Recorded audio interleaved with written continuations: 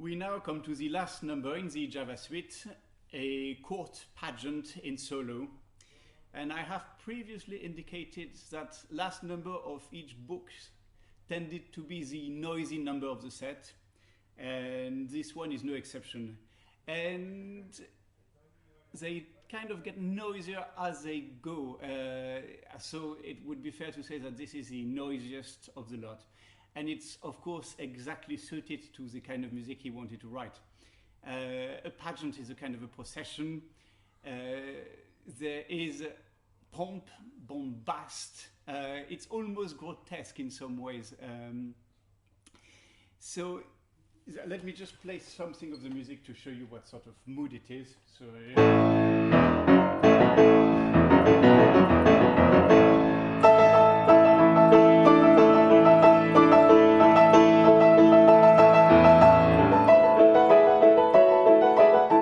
so you see it is loud, it is clangy, it is noisy, and it certainly is bombastic.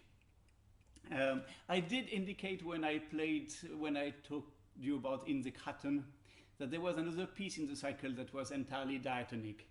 And it is this one. It is the only piece in the cycle that has no other notes but that's the note of the scale of A major. And that doesn't mean we are always in A major. But we never depart from this. It is the least, if you want, chromatic piece in the whole cycle. And that's very rare, and certainly at this period in 1925, to see a piece that is entirely diatonic, past minimalism, of course. If you exclude Arvo Pärt, which is anyway later. In 1925, at the height of the dodecaphonic movement, having a piece that is totally diatonic is historically quite something. So the construction, well, it's an A-B-A form, and the A being this bombastic music.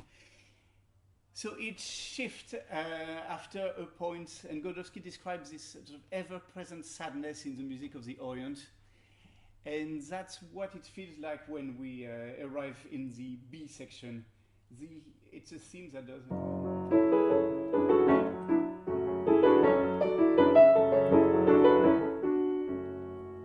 And that's all there is, really. There is no development per se. I did talk many times about the art of variation in Godowsky's music. And there are few better examples than this B section, which is simply going to expand on this theme that is going to be repeated many times. So I haven't counted, but 5, 6, 7, I don't know, in all kind of forms, including a Fugato.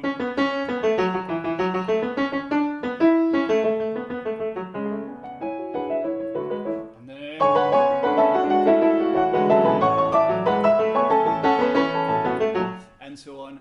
So it goes through all kind of mood, and but it is always exactly that theme. In that sense, it hardly qualifies as the theme and variation. A theme and variation is something in which you can sort of detect the memory of the theme without the theme being actually played. I mean, if I play...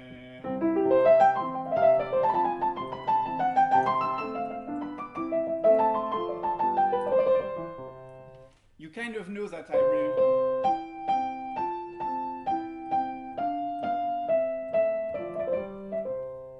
But the theme is not stated, it is to be guessed.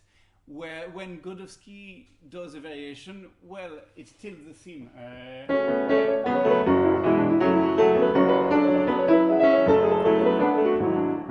All the notes of the theme are stated very clearly there.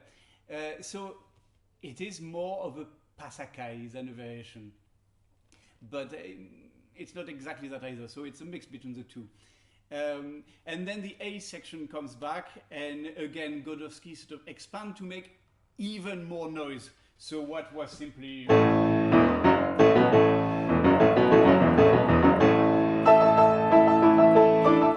becomes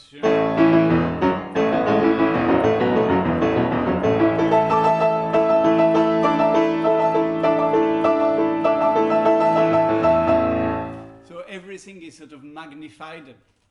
to finish the piece in the to make the best possible resources of the piano and evoke a full orchestra. So the end is just a triumph.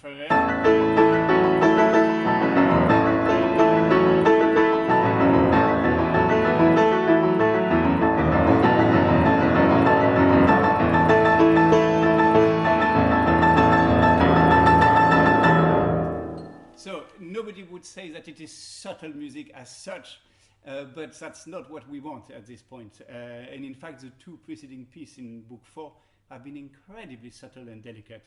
So we wanted pomp and circumstances, and this is what we got.